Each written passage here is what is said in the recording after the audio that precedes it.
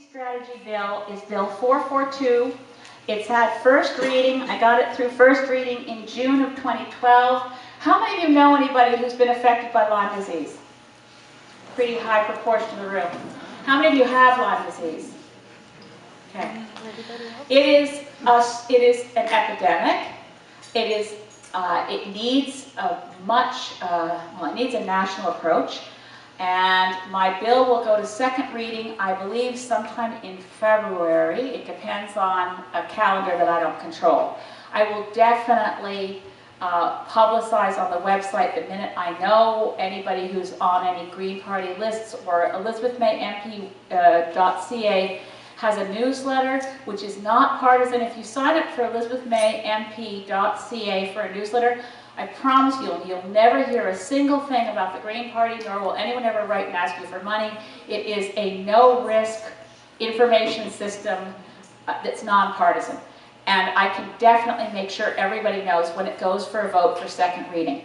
On my website right now, there are petitions on this bill. What the bill does, and I'll run through this very quickly, is it calls for a national Lyme disease strategy based on a consultation that includes the medical establishment, the provincial departments of health, because a lot of this is provincial, Lyme disease sufferers, the medical community, and others, to come up with three things. Better prevention, so public awareness, what to do to avoid being bitten by a tick, what to do if you think you've been bitten by a tick.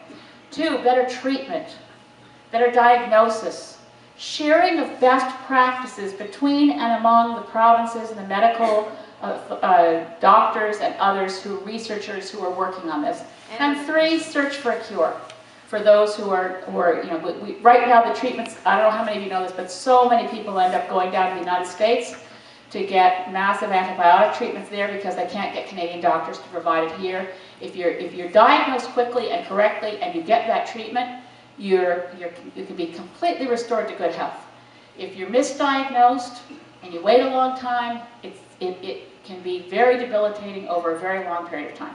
So we need to get it passed, and I'm optimistic that we will get it passed. Once it gets through second reading, it goes to committee for study, could get amended there, comes back from committee, goes to third reading, then it has to go to the Senate.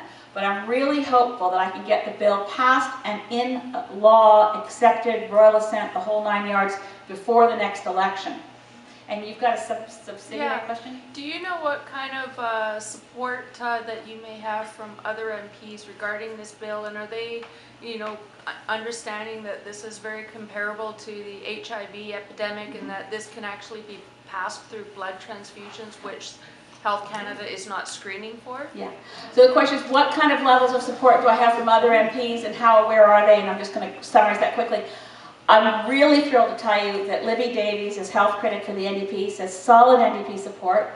The Liberals, Kirsty Duncan, says solid Liberal support. And from individual Conservatives who have spoken with me, I believe I have the majority of Conservatives too.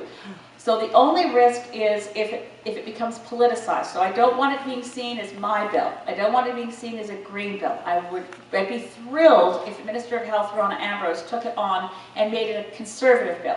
I just want to get it passed. So if the petition online, if you have friends in other ridings, please get the petitions have to be, we probably have one back there, but they have to be signed as paper copies. They can't be just signed online on computers to be presented to Parliament. If you can find MPs who have, that are obviously not me, you don't need to send it to me anymore.